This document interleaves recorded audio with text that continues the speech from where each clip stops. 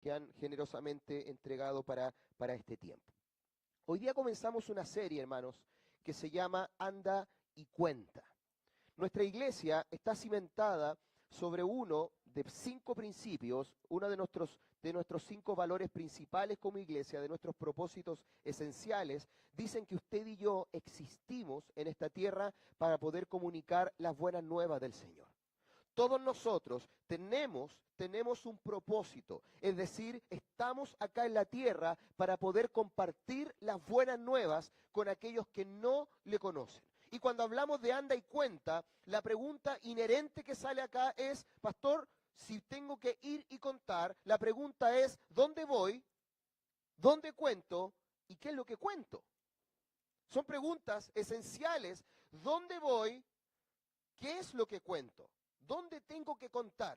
Y esta serie, hoy día es solamente la introducción, esta serie está basada para que nosotros podamos salir de nuestro ostracismo, que nosotros podamos salir de nuestro letargo personal, o mejor dicho, de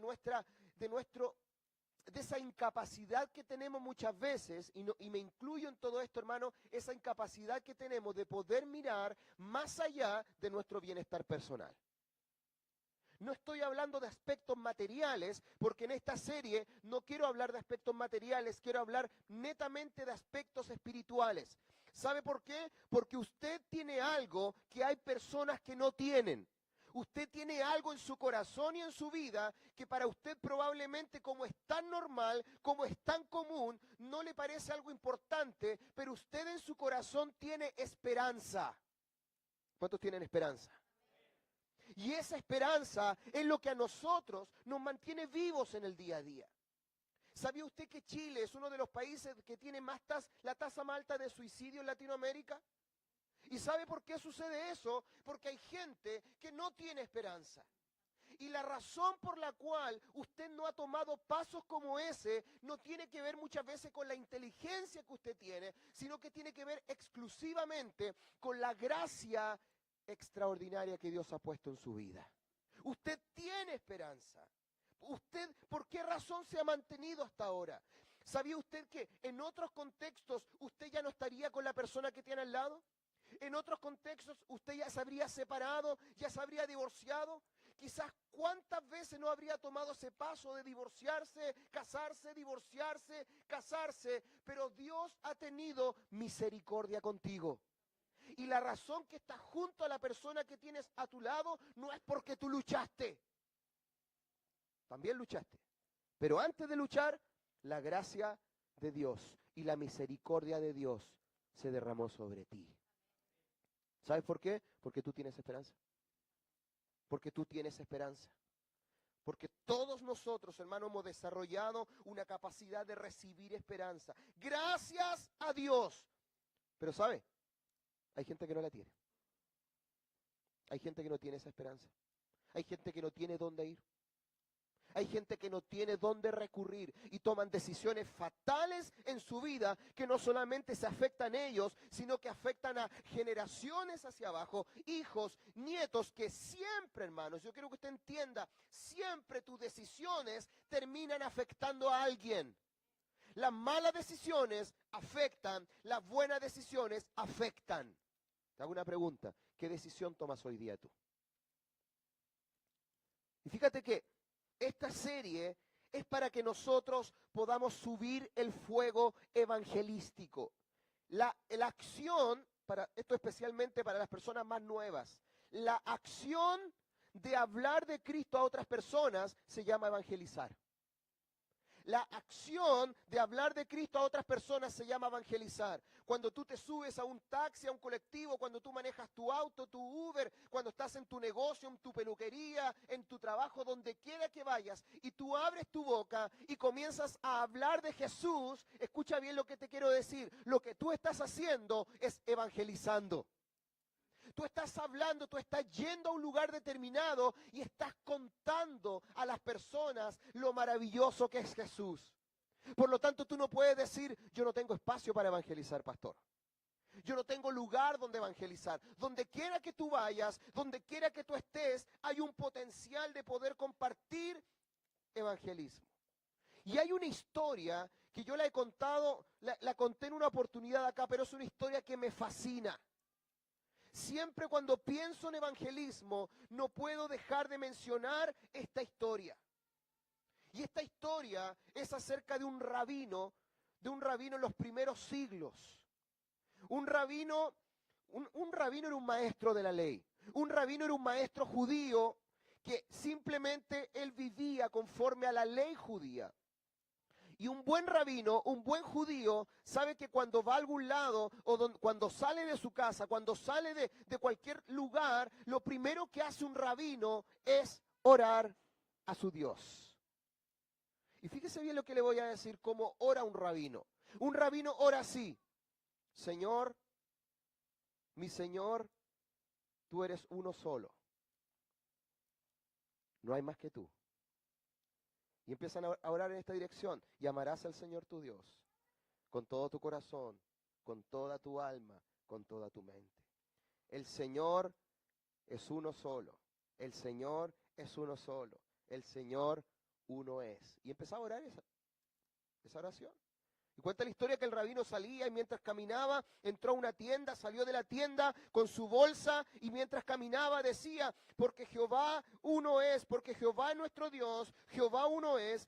Por tanto, ama al Señor con todo tu corazón. Iba repasando en su mente la oración principal de los judíos. Y mientras oraba, bajaba la cabeza y sin pensar dónde iba caminando, simplemente perdió la noción del espacio y llegó al límite de la ciudad donde chocó con un centurión romano. Estas personas estaban en ese lugar simplemente, ¿sabe para qué? Para que ninguna persona saliera de la ciudad. Y él llegó y le responde al rabino y le dice: ¿quién eres tú y qué haces aquí? El rabino, con mucha sorpresa, la verdad, con mucha ternura y simpatía, le dijo: hijo, ¿cuánto ganas? El centurión, el soldado, se molestó mucho y le dijo: dije, ¿quién eres tú y qué haces aquí? El rabino bajó nuevamente sus bolsas, lo miró con una sonrisa bastante nerviosa y le dijo: hijo, en serio, ¿cuánto ganas?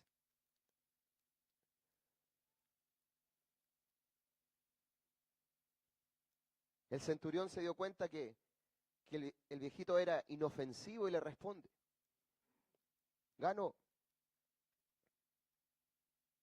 supongamos, 10,000 pesos diarios. Y el rabino le dice: te pagaré el doble si todos los días te paras en la puerta de mi casa y me preguntas exactamente lo mismo todos los días de mi vida. ¿Quién eres tú y qué haces aquí? ¿Quién eres tú y qué haces aquí? Quiero que esa pregunta se la hagas al que está a tu lado. ¿Quién eres tú? Si eres más joven, le dice: ¿quién soy vos?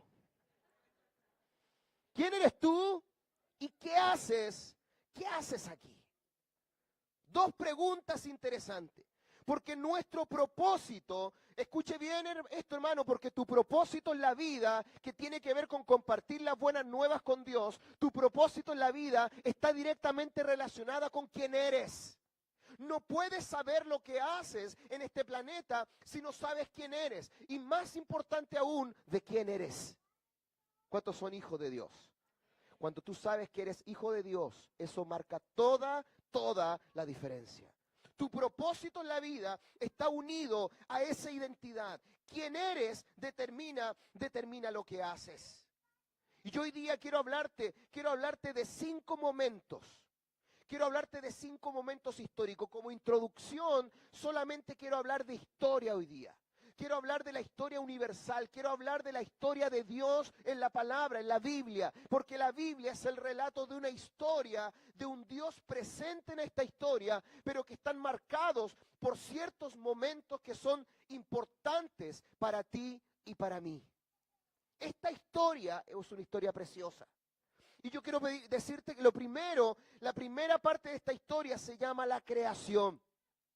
La creación es la historia de un Dios que viene diseñando algo, que viene creando algo, que viene simplemente determinando algo en su mente y en su pensamiento y declarando. Vamos a leer Génesis y dice lo siguiente el libro de Génesis. En el principio Dios creó los cielos y la tierra. La tierra no tenía forma y estaba vacía y la oscuridad cubría las aguas profundas. Y el Espíritu de Dios se movía en el aire sobre la superficie de las aguas. Entonces Dios dijo que haya luz y hubo luz.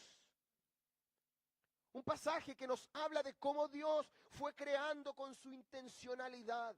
Dios crea la luz, Dios crea los astros, Dios crea las estrellas, Dios crea los árboles, la naturaleza y va dando forma a un diseño perfecto llamado su creación. Pero el día sexto realiza la mejor creación, el pináculo de la creación, el clímax de todo lo que Dios había hecho. Viene Dios y lo único que Dios no dijo que fuese, sino que dice la palabra que Dios con sus propias manos formó esta creación hermosa que se llama hombre. ¿De dónde salió esa risa? ¿Cuántos creen que la creación de Dios es hermosa? Como que les cuesta. Y también creó a la mujer. ¿Ven? Creó al hombre y a la mujer, la creación perfecta de Dios. Y dice la Biblia que hizo un diseño hermoso con sus propias manos. Mire lo que dice versículo 7, claramente. Luego el Señor Dios formó al hombre del polvo de la tierra, sopló aliento de vida en la nariz del hombre y el hombre se convirtió en un ser viviente. La creación de Dios nos expresa cómo Dios diseñó, cómo Dios creó a este hombre precioso, perfecto. Y cuando Dios termina, dice que Dios vio que todo era bueno en gran manera. Todo era bueno en gran manera. Y fíjese bien que esta armonía perfecta, esta primera parte de la creación, nos lleva a una segunda parte, que nosotros la conocemos muy bien, que es la caída.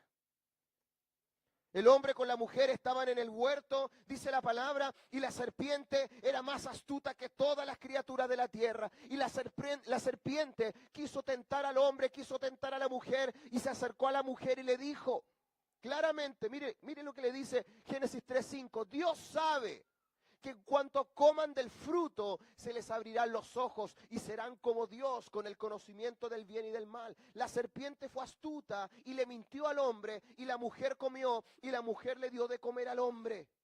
Y ambos que dice la palabra del Señor, y ambos estaban desnudos. ¿Qué significa eso? No se ocultaban nada. No había vergüenza entre ellos. No había tapujos entre ellos, no había nada que ocultar, no había nada escondido. Simplemente entre ellos había absoluta verdad.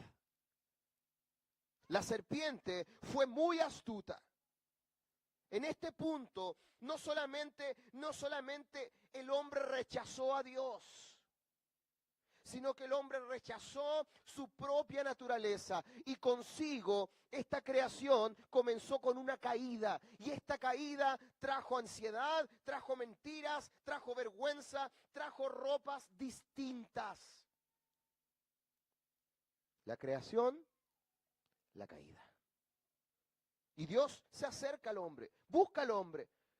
Pasó por el huerto del Edén, Dios tenía la costumbre de venir al huerto del Edén y todos los días tener un tiempo importante de relación con este hombre y con esta mujer.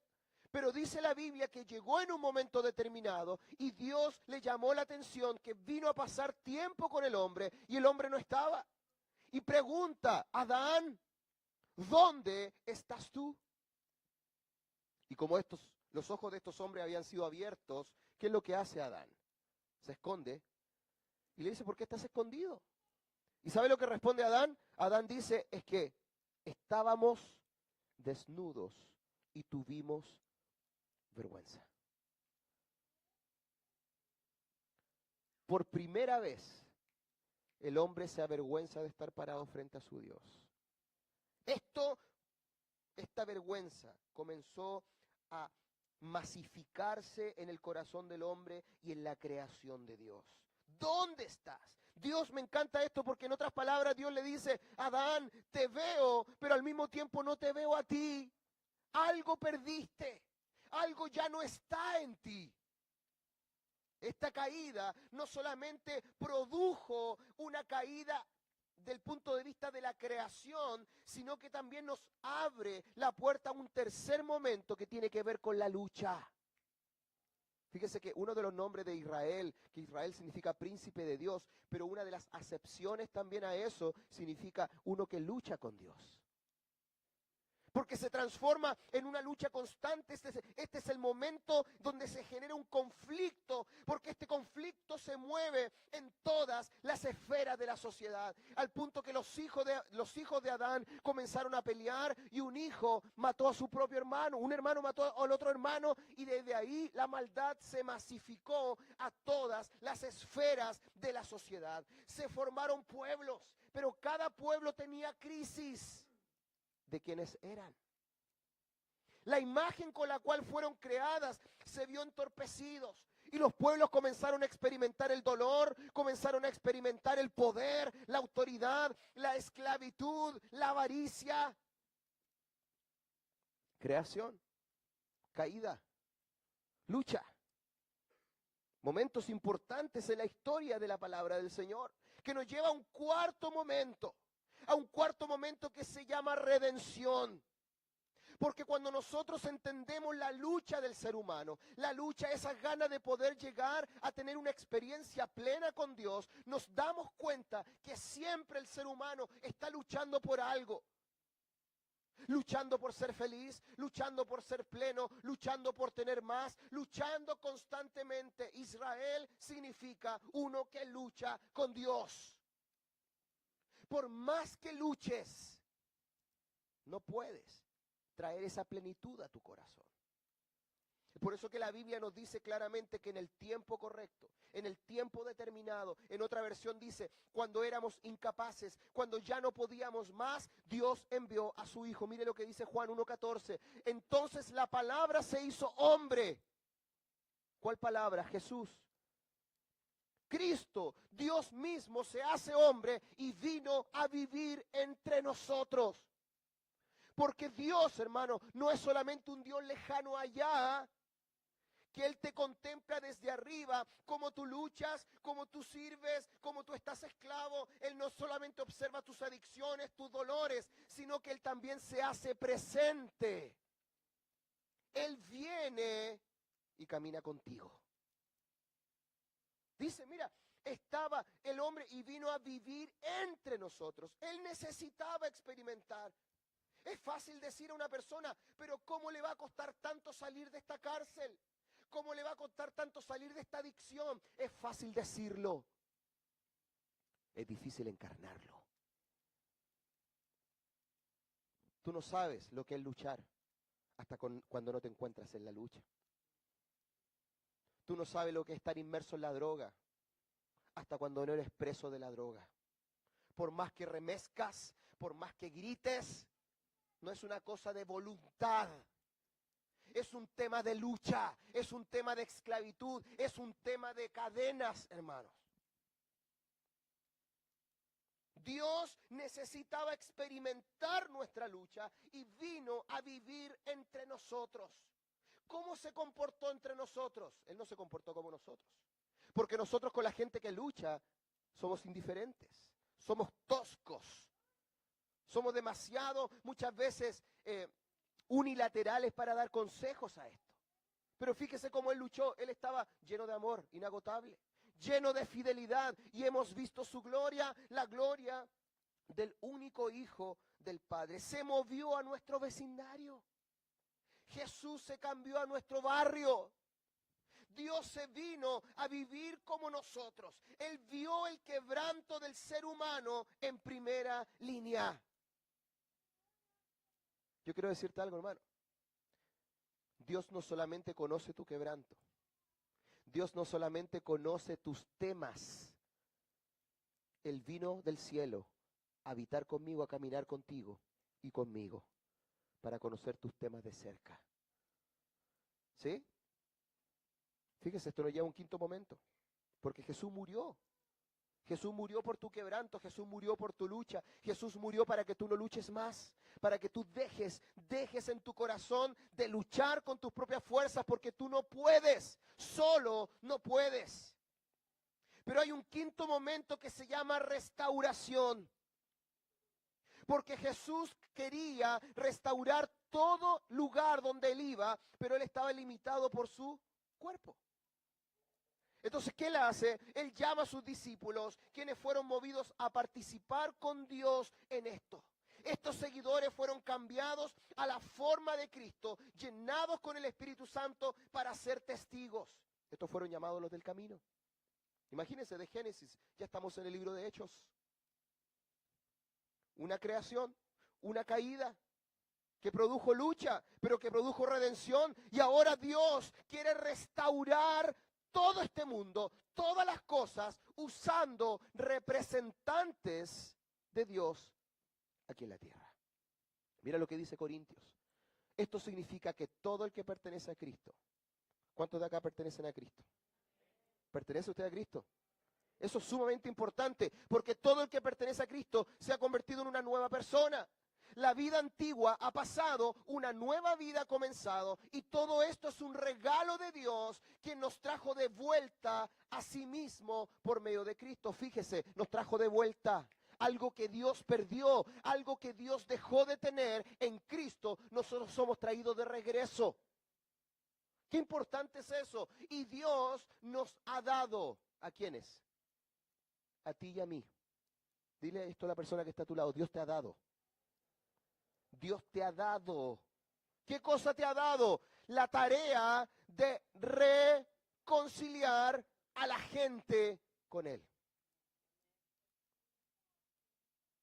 Tu tarea es reconciliar. Tu tarea es reconciliar. Dios te ha dado la tarea de reconciliar. ¿A quiénes? A la gente con Dios. Mira lo que dice acá, porque Dios estaba en Cristo reconciliando al mundo consigo mismo. Es decir, lo mismo que hizo Cristo nos corresponde hacer a nosotros, no tomando más en cuenta el pecado de la gente, y nos dio a nosotros este maravilloso mensaje de la reconciliación. En otras palabras, esta historia de Dios es tu historia. Esta historia de reconciliación es tu historia.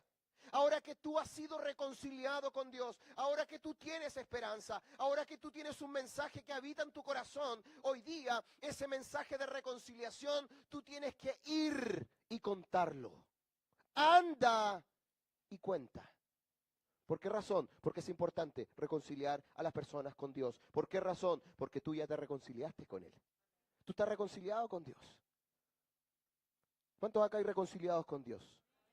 ¿Te reconciliaste? Porque si no te reconciliaste con Dios, hoy es un buen día para reconciliarse con Dios.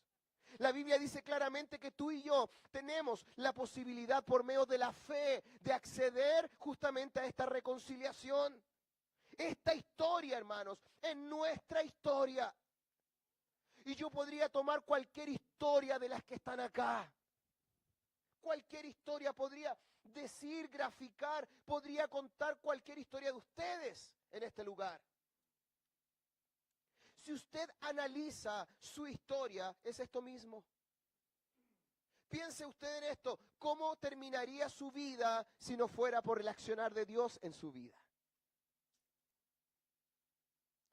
Por ejemplo, usted nació, voy a colocar un ejemplo anónimo. Una persona que nació en un hogar disfuncional. Es decir, el padre no estaba presente en casa, el padre fue indiferente a todas las necesidades del hogar. Eso trajo consigo una mujer no presente en su hogar porque tenía que trabajar constantemente. Esto produjo 3, 4 niños en casa que tenían que ser prácticamente criados por un hijo mayor, con una figura ausente de un padre, con una figura ausente de un Dios. Incluso, Cristo no estaba en ese hogar. Simplemente había una acción de sobrevivir. Fíjese usted lo que significa para un niño hacerse responsable de sus 3 hermanos a la edad de 5 o 6 años. Un niño que se cría a esa edad con un concepto de que en esta vida yo me las tengo que valer por mí mismo, donde la figura de padre es la figura más apestosa que pueda existir, porque es un padre ausente, porque fue un padre irresponsable, porque fue un padre que hizo llorar a mi madre. ¿Cómo crece un niño así? ¿Cómo crece un ser humano así? Este niño crece y a la edad de 15, 16 años se involucra relacionalmente, emocionalmente con una persona y a los 16 años esta persona es papá. ¿Qué le puede dar a los 16 años a su hijo con un quebranto histórico? Repitiendo el mismo patrón, porque nosotros los seres humanos tendemos a repetir los patrones de nuestros padres, y a veces nos escudamos en esos patrones. ¿Sabe lo que hace él? No se hace cargo de su hijo, no se hace cargo de aquello que salió producto del amor, aparentemente, entre ellos dos. Por lo tanto, tenemos otro niño que se cría sin su padre. De los 16 años se dio cuenta que lo más fácil era arrancar de la responsabilidad de la casa. Se fue de su casa. No podía hacerse cargo de sus hermanos, no era justo. Y se vio involucrado en un mundo de drogas, se vio involucrado en un mundo completamente rebelde. Si lo miramos desde la perspectiva de su diseño, de cómo fue criado, uno inmediatamente diría, está completamente justificado por lo cual es así. Racionalmente, un niño que se cría en ese contexto, lo más probable es que llegue a desarrollar los mismos patrones destructivos, autodestructivos.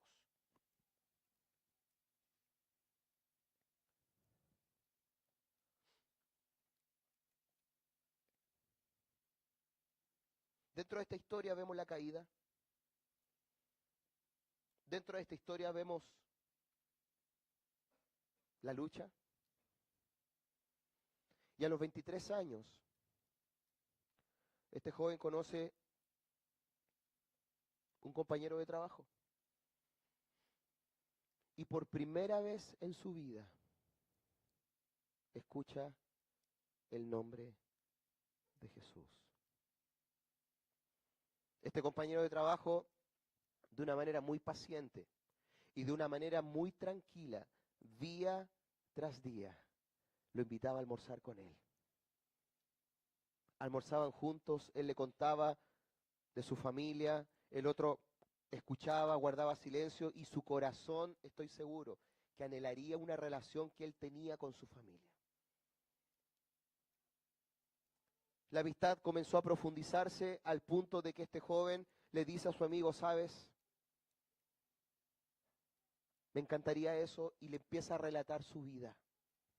¿Sabes por qué? Porque la gente confía en sus amigos. Y la gente se abre con aquellas personas que han pasado tiempo con ellos. Este joven, después de tantas conversaciones, accede a una invitación que su compañero de trabajo le hizo a la iglesia. Y por primera vez en su vida pisaba una iglesia. Entró a un lugar donde escuchó una música, donde escuchó un mensaje y el Espíritu Santo tocó su vida. El Espíritu Santo tocó su vida de una manera tan poderosa. Este joven le abrió su corazón al Señor Jesús. Al poco tiempo de haberse convertido, se bautizó. Al poco tiempo de haberse bautizado, comenzó a involucrarse mucho en las cosas de la iglesia. Y cuando eso sucedió, al poco tiempo, porque a veces parece que fueran maldiciones para nosotros, pero no lo crea, son oportunidades de restauración. Al poco tiempo se encuentra con su papá. Con mucha ira, con mucho dolor, tiene una conversación tan confrontacional con su padre. Pero el amor de Dios había calado tan profundo en este joven que terminó perdonando a su padre. Su padre terminó rindiendo su vida a Cristo. Su madre y sus hermanos terminaron en el tiempo rindiendo su vida a Cristo. Y en un tiempo de 20 y tantos años, una familia completa fue restaurada para la gloria del Señor.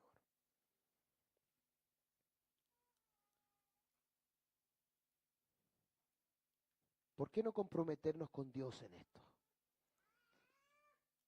¿Por qué no colaborar con Dios en historias como esas? Es cierto, Dios es lo más grande de esta historia, pero piensa en aquel compañero de trabajo. Piensa en aquella persona que se tomó el tiempo para almorzar con este joven que nadie lo consideraba porque era peligroso, porque era extraño. Pero se dio el tiempo de sentarse a comer con una persona desechada, despreciada por muchos. Te hago una pregunta, ¿no es acaso lo que Dios hizo contigo y conmigo? ¿Acaso en algún punto de nuestras vidas nosotros no éramos un caso perdido? Es más, si ramificamos esta decisión que nosotros tomamos y la invertimos, piensa en esto, ¿qué pasaría si Cristo no hubiera llegado a tu vida? ¿Qué pasaría? A lo mejor estarías llegando a los 70 años después, 80 años después, y estarías completamente solo, completamente sola, producto de las malas decisiones que tomaste en tu vida. Pero Dios llegó a tu corazón. Y hoy día tienes lo que tienes. Y hoy día estás con quien estás, simplemente porque Dios ha hecho una obra en tu vida.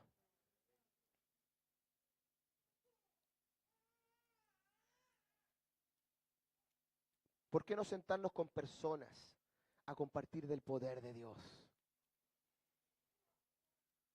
Recibía un audio el otro día, necesito oración porque conversé con... Y era un audio muy emocional. Conversé con una abuelita, imagínense. Un joven conversando con una abuelita, 90 años tenía más o menos. 90 años. Cualquier persona se preguntaría, ¿qué hace un joven hablando con una señora de 90 años? Escucha bien, cuando el fuego de Dios está en tu corazón, te da lo mismo que edad tiene la gente. Tú lo único que quieres es cooperar con Dios en el plan restaurador para este mundo. Por eso esta serie se llama Anda y Cuenta. Porque tú no sabes el potencial que existe en la historia de tu vida. Hay mucha gente hoy día que cuenta tantas cosas. Hay mucha gente hoy día que anda detrás de tantas ideologías. Y quiero decirte esto, hermano. La palabra más transformadora es el mensaje del Evangelio. No hay ninguna palabra, no hay ninguna verdad más transformadora que el amor de Dios, que la salvación de Cristo. Esta verdad es mayor que la cura del cáncer. Esta verdad es mayor que la cura para el VIH, para el SIDA. Esta verdad es transformadora porque no solamente transforma cuerpos, sino que transforma eternidades, hermano. El evangelio que ha golpeado tu corazón es un evangelio tan poderoso que no solamente ha renovado tu corazón, sino que ha bendecido a tu esposa, ha bendecido a tu esposo, ha bendecido a tus hijos. Y hoy día tú duermes tranquilo todos los días porque crees en el potencial de la palabra de Dios. Me encanta la Biblia cuando dice, respecto de los hijos, dice, porque desde la niñez has sabido las sagradas escrituras, las cuales te pueden hacer sabio para salvación, perdón. ¿Cómo sucede eso? Porque alguien tocó el corazón de alguien para que siga compartiendo aquellas verdades transformadoras. Cuando tú estás en Dios, hermano, tienes que estar tranquilo, confiado. Tu generación está segura.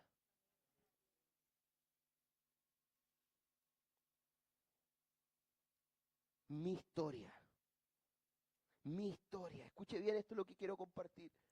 Vamos, su historia es nuestra historia. La historia de Dios es nuestra historia. Evangelismo no es solamente hablar de salvación, hermanos. Cuando hablo de evangelizar, cuando hablo de ir y contar, no estoy simplemente hablando de articular un mensaje determinado y decir, Cristo te ama, y decir, pastor, salí por el auto y tiré tratado y el viento lo llevó, pero milagrosamente, Señor. No, hermano. El evangelismo tiene una característica intencional. El evangelismo no es solamente hablar de salvación. Es cierto, hay que hablar de un Salvador. La palabra Jesús significa Salvador. Pero no solamente puedo hablar de un Salvador, tengo que hablar también de otro nombre de Jesús, que se llama Emmanuel. Porque no solamente Jesús te salvó, sino que Jesús está cerca tuyo. Jesús está contigo. ¿Se entiende, cierto? Ese Dios maravilloso que envió a su Hijo a morir por ti, hoy día está contigo. Tú no estás solo, tú no estás sola. Tú estás acompañado. Esa seguridad que sales por la mañana no es algo fácil. Esa seguridad con la que sales y enfrentas la semana. Esa tranquilidad con que te vas a tu trabajo sabiendo que tu familia va a estar bien. Eso no es algo de confianza tuya. Es la presencia de Dios que te rodea en todo tiempo y en todo momento, hermano. No solamente vamos a hablar de Jesús. También tenemos que hablar de Manuel. Él quiere estar contigo. Tenemos que hablar de ambas personas, que son la misma, por supuesto. Jesús y Emmanuel. En otras palabras, evangelismo es traer a Jesús, el Salvador. Y es traer a Emmanuel. Dios está contigo. Y Dios seguirá estando contigo. Yo hoy día te quiero dar 5 tips, 5 consejos rápidamente, hermano. Porque esto es una introducción. 5 consejos rápidamente para que tú, pastor, ¿cómo puedo ir entonces? ¿Cómo puedo contar? ¿Qué puedo hacer? Vamos a ocupar el mismo progreso que vimos ahora, vamos. Vamos a hablar de la creación. Una de las formas como te puedes acercar a las personas es hablar de la creación. Comienza hablando de cómo crearon las cosas, de cómo comenzó el mundo. Hay gente que tiene muchas dudas al respecto. Hay gente que se la da de intelectual hoy día y te empieza a hablar, no, yo creo en el Big Bang, porque el Big Bang y bla, bla, bla y todo. Comienza a hablar de la creación, comienza a hablar de un Dios perfecto, comienza a hablar de un Dios creando. Escucha bien, el mundo en el que vivimos no tiene ninguna explicación lógica a menos que alguien superior lo haya creado. A menos que alguien superior lo haya creado. Aquellos que creen en el evolucionismo, quiero decir lo siguiente, se requiere más fe para creer en la evolución que en la creación de un Dios que crea con su palabra. Si usted lee las teorías, porque es una teoría, la teoría de la evolución comienza así. Respecto del origen del mundo en este tema del Big Bang, de esta gran explosión. Dice así. Cuando no había nada, hubo una explosión. Y esa explosión dio lugar a la materia. Escuche esto, que producto del azar, textual, cito, producto del azar, comenzaron a golpearse, a rozarse, hasta que por ahí, por allá, quién sabe cómo, un poco de materia creó agua, alguien se cayó al agua, salió luego a un pirigüín, después unos delfines por ahí dieron vuelta y un delfín se equivocó, pegó un salto, salió del agua, no murió y aquí estoy.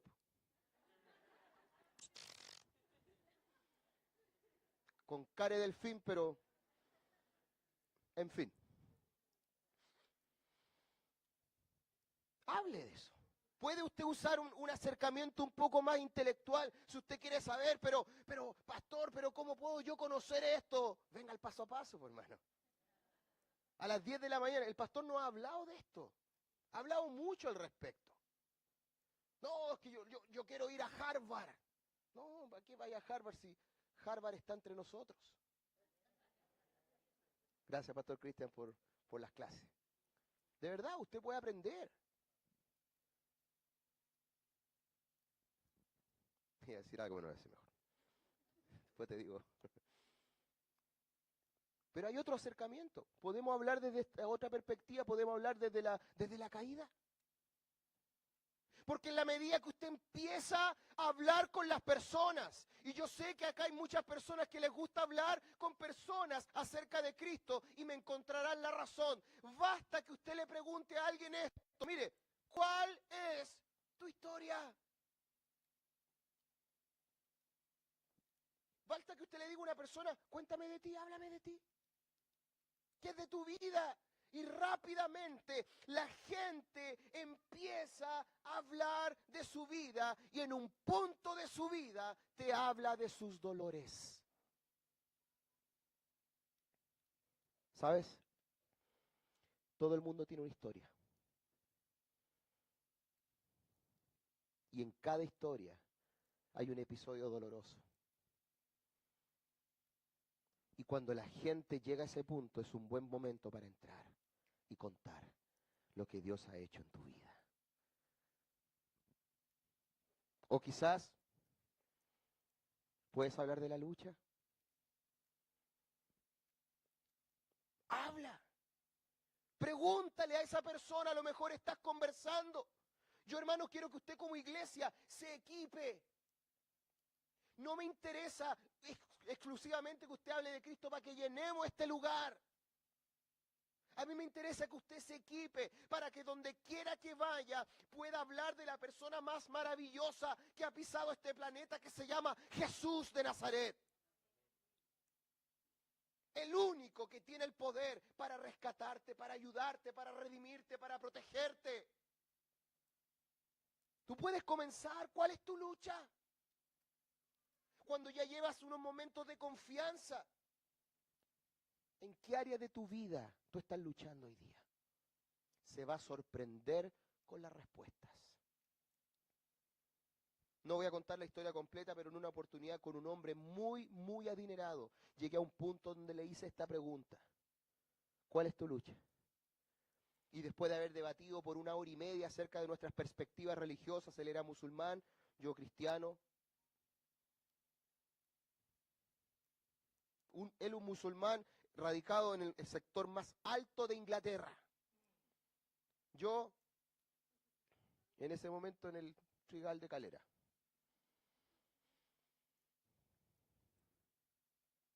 Y cuando llego a ese punto, ¿cuál es tu lucha? Este hombre con lágrimas en sus ojos me dice, tengo una cadena de gimnasios, tengo una cadena de supermercados, pero no puedo dejar el alcohol. En medio de su mansión de casa que tenía, Dios tuvo la desfachatez de usar a un 1,61 m con estos zapatos para llevar a un musulmán adinerado, exitoso, a los pies de Cristo, hermano.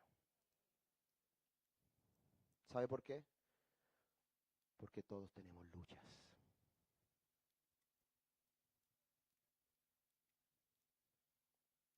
¿Cuál es tu lucha? ¿En qué áreas luchas? Encarna ese dolor, hazte presente, porque eso es la cruz. Ese es el sacrificio de Cristo. Cristo no solamente te dijo lo bonito que era hablar de Dios. Cristo no solamente te dijo qué bonito es el Padre. Él vino a encarnar tu lucha. Él vino a encarnar tu dolor. De eso se trata la vida cristiana. No de andar en iglesia, tratando de mostrar cuánto yo sé. Se trata de encarnar el dolor de las personas. Se trata de decirle al mundo, hermano, de decirle al mundo que todos tienen esperanza. Es desesperante, hermano, a mí me desespera cuando veo gente que no puede salir de su miseria, cuando no puede salir de su dolor, y hay muchos cristianos que lo... Oye, no, ¿sabes lo que pienso yo? Es que aquí, que allá, que el loco, que el... Pastor, pero el caballo que va a venir Jesús es bermejo. Es blanco el caballo, pastor. Me tiene preocupado. Eso no me deja dormir, pastor. Déjame dormir.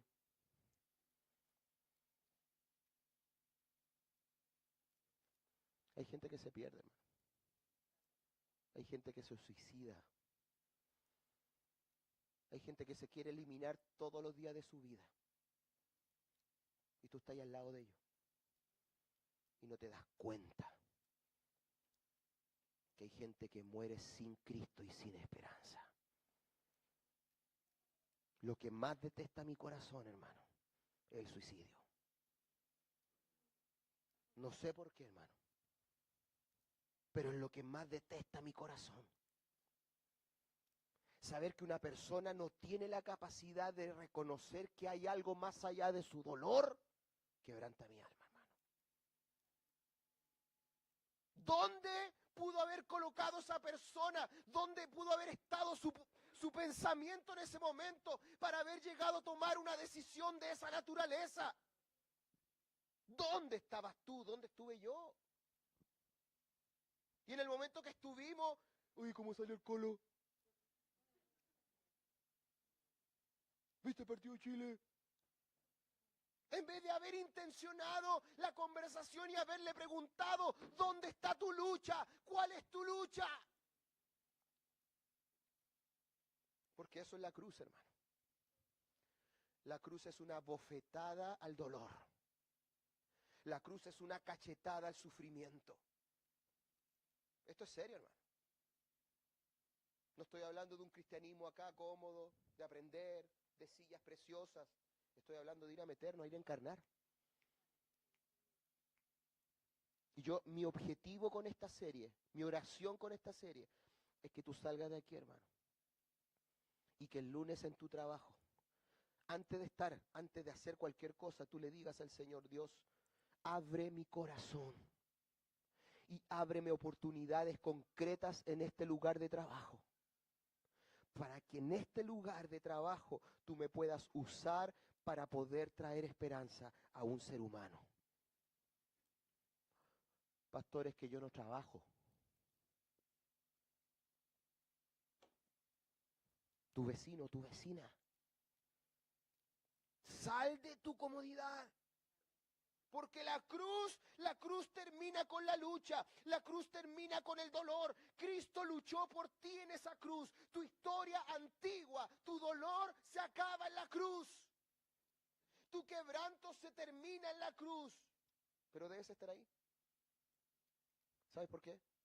Porque eres, no supuestamente, eres la presencia de Dios en ese lugar donde tú estás. Así que está bueno. Eres eso.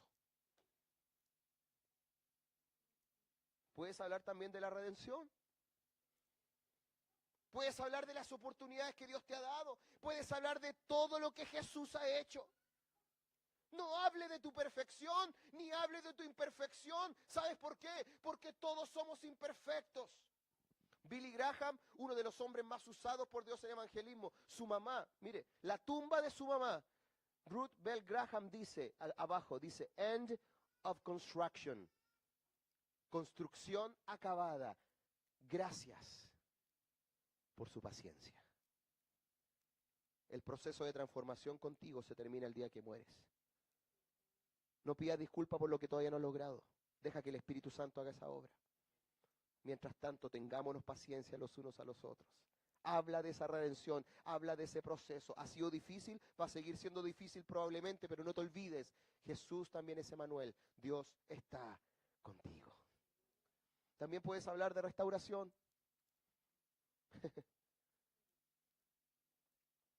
Cómo Dios ha restaurado tu vida. Cómo Dios está restaurando tu vida. Cómo Dios le está dando retoques a la antigua fotografía tuya. Es increíble, hermano. Pero si nosotros los cristianos viviéramos con un poquito más de gratitud por la obra que Dios ha hecho en nuestras vidas, otro gallo cantaría.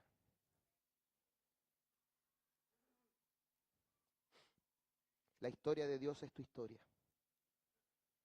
Traigamos ambos nombres, Jesús y Emmanuel.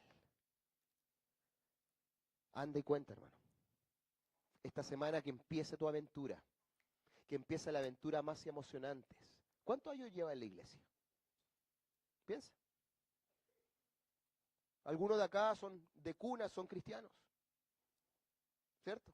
Otros son más nuevitos, otros llevan acá con nosotros 8 años, 7 años, 9 años, 10 años.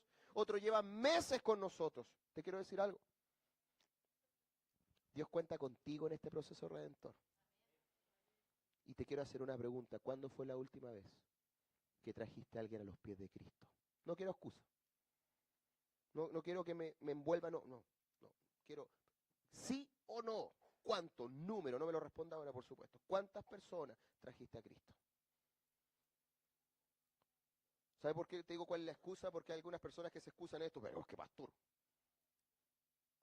Pablo regó, yo planté, Apolo regó, pero no. Tú, hoy día, ¿con cuántas personas intencionalmente estás compartiendo de Dios? ¿Sabes? Dios cuenta contigo en este plan redentor. Pero que pastor, usted no conoce mi vida, estoy sumida en problemas. Deja que Cristo te solucione tu vida.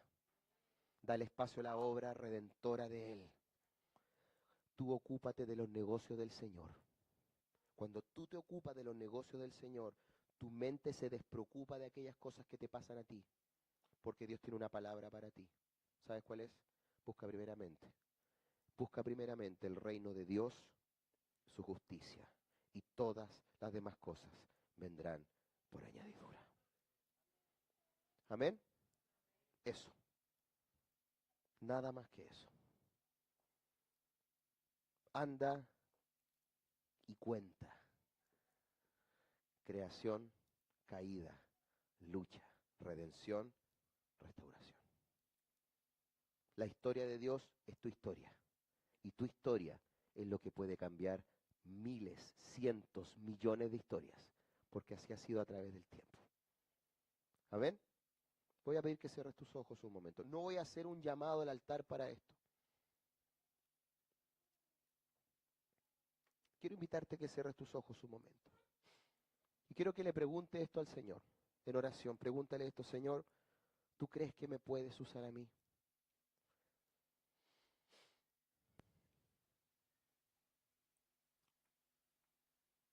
Pregúntaselo al Señor. Señor, mi historia a lo mejor no es la mejor historia.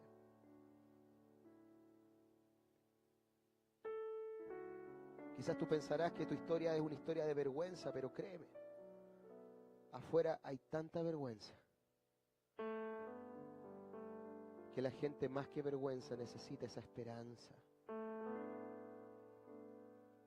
Es cierto que has hecho cosas que han traído vergüenza. Es cierto que hay episodios en tu vida que no te conducen a ningún lado. Es cierto que hay episodios en tu caminar con Dios que no son lindos de contar. Pero a veces la gente necesita escuchar a un mortal, a un ser humano normal, común y corriente, lavado, perdonado, abrazado por un Dios que no es común y corriente. Padre, en el nombre de Jesús, yo te pido que en este día, en esta introducción de esta serie Anda y Cuenta, yo quiero que tú enciendas una llama en nuestros corazones, Señor, en cada uno de los corazones que están acá, Señor, para que nos des esa sensibilidad de poder hablar de ti a quienes no te conocen, Señor. De poder interceder seriamente por aquellos que aún no tienen esta esperanza, esta tranquilidad y esta paz que yo sí tengo, Señor. Porque es cierto, tengo luchas, es cierto, hay aflicciones, pero yo tengo a dónde correr. Yo tengo a quien correr. Yo tengo donde doblar mis rodillas. Yo tengo donde derramar mis lágrimas. Yo tengo una puerta donde golpear, tengo una persona con quien botar mis ansiedades, mis aflicciones, y esa persona se llama Jesús de Nazaret, no solamente el Salvador de mi alma, sino también el compañero de mi vida.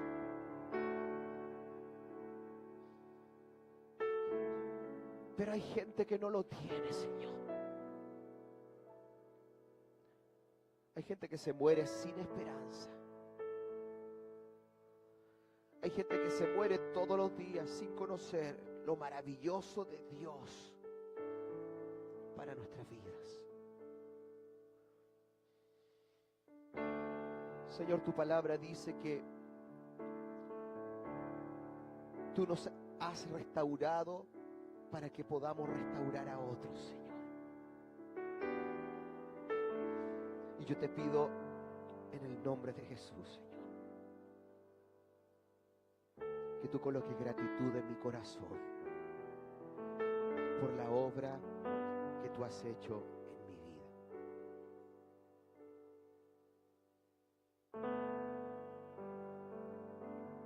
Y que esa gracia con la cual tú me amaste sea la gracia que pueda compartir con los demás. Esa gracia, Señor, transformadora, que yo pueda llevarla. ¿Qué sería de mí si no me hubieras alcanzado? ¿Dónde estaría hoy si no me hubieras perdonado? Cántaselo al Señor. Tendría un vacío en mi corazón, vagaría sin rumbo, sin dirección. Si no fuera por tu gracia y por tu amor. Gracias, Señor. Si no fuera por tu gracia y por tu amor. Una vez más, ¿qué sería de mí? ¿Qué sería? Si no te sabes esta canción, quiero que la escuches. Porque si no fuera por Jesús, estarías tomando otras decisiones en tu vida. Si no fuera por la obra salvadora de Dios, no estarías sentado acá. No contarías con la protección de Dios sobre tu vida. Muchas cosas que el Señor ha hecho por ti no tienes idea. Muchas veces Dios te ha librado de la muerte y no tienes idea. Muchas veces Dios te ha librado de pecados y no tienes idea. Has sido derechito al pecado, derecho a pecar, y Dios no te ha dejado por su gracia. Sí, Señor. Sería como un ciervo que brama por agua en un desierto, si no fuera por tu gracia y por tu amor. Díselo de nuevo, si no fuera por tu gracia y por tu amor. Una vez más, si no fuera por tu gracia y por tu amor. Sí, Señor, gracias.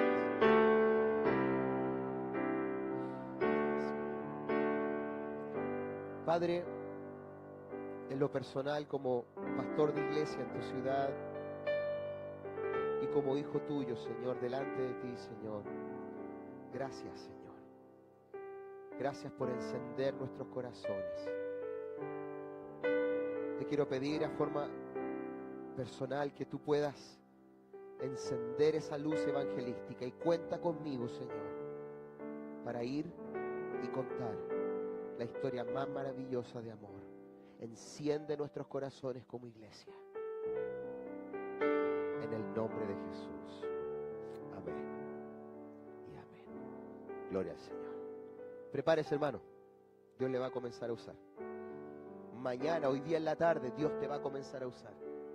Abre bien tus ojos y abre bien tus corazones, porque Dios va a traer gente a tu vida, a tu trabajo, a tu colectivo, a tu taxi, a tu auto, a tu oficina, a tu clase, donde sea, Dios va a traer personas. Tienes que abrir tu boca y déjate usar por el Espíritu Santo. Que el Señor le bendiga. Gloria al Señor.